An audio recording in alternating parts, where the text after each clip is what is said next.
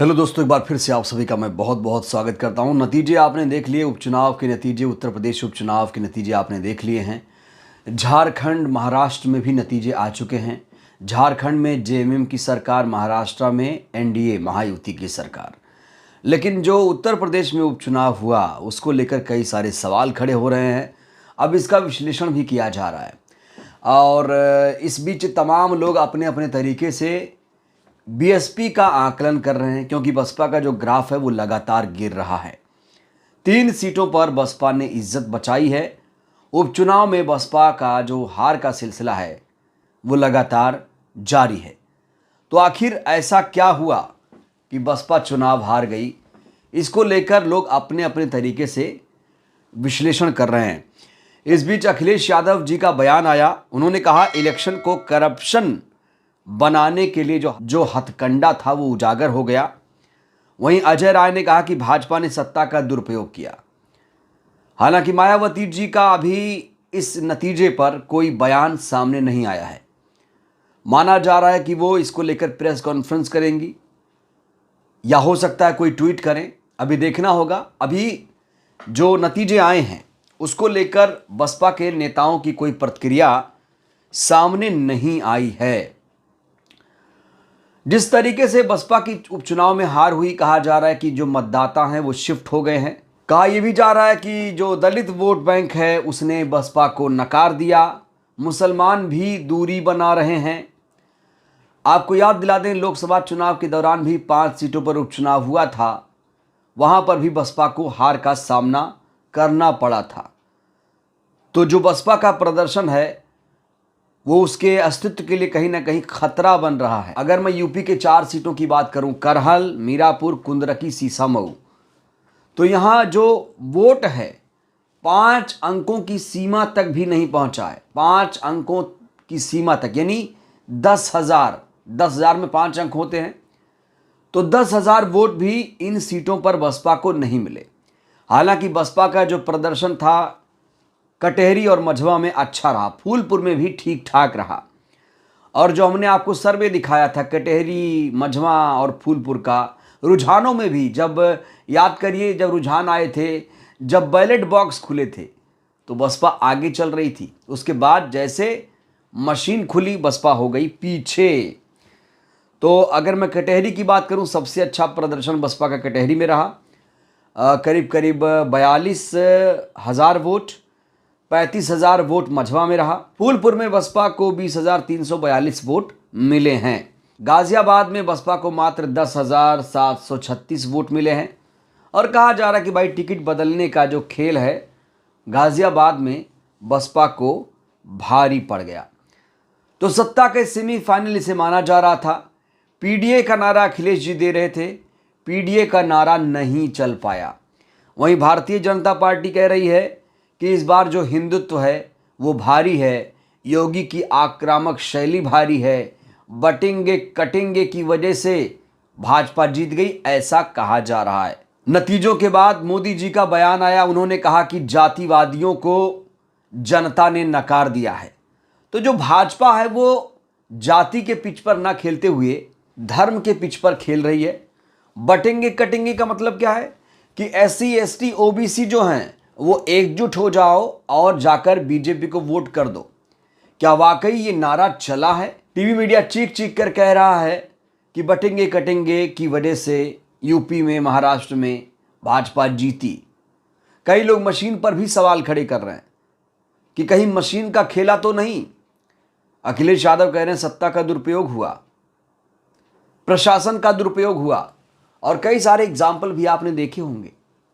खास तौर से आपने मीरापुर में देखा होगा, जब वोट डालने जा रही थी महिलाएं, मुस्लिम महिलाएं, तो उनके ऊपर बंदूक तान दी गई थी। ये एक शर्मनाक घटना भारतीय इतिहास में देखने को मिली मीरापुर में।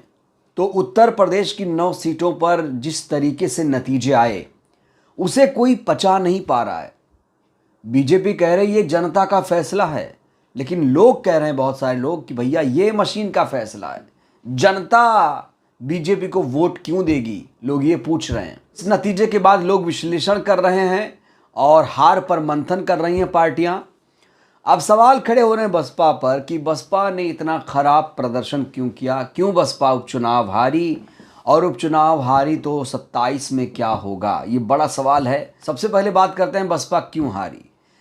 देखिए, बसपा इसलिए हारी कहा जा रहा है क्योंकि बड़े नेताओं ने प्रचार से दूरी बना ली।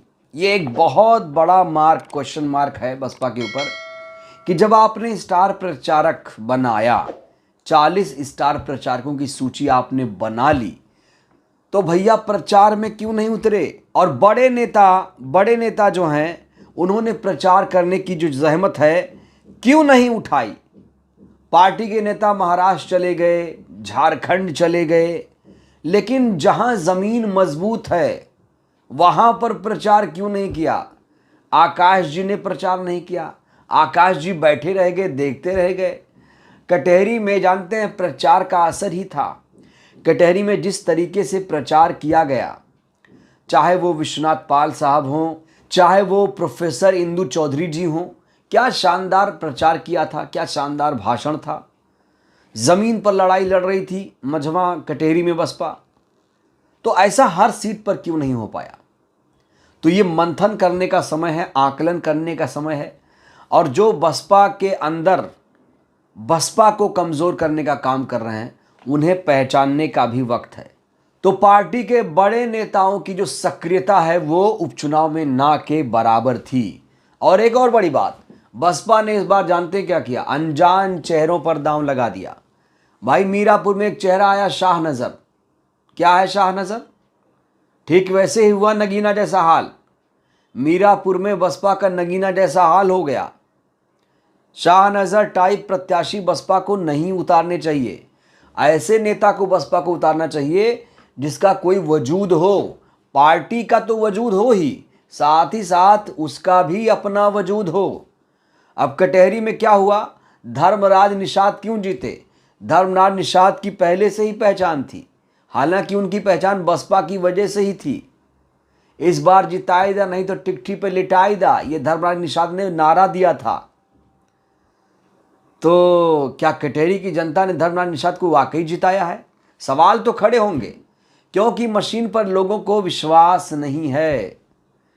और बड़ी बात, जहां तक मशीन का सवाल है, तो जब चुनाव आते हैं तभी लोग मशीन पर सवाल क्यों खड़े करते हैं, ये भी एक बड़ा सवाल है। भाई, आम दिनों में तो आप लोग गायब रहते हैं। नेता जो हैं, चाहे वो कांग्रेस के लोग हों, चाहे अन्य पार्टियों के लोग हों, वो लोग गायब रहते हैं। जैसे नतीजे आएंगे, हार का ठीकरा तुरंत मशीन पर फोड़ दिया जाएगा।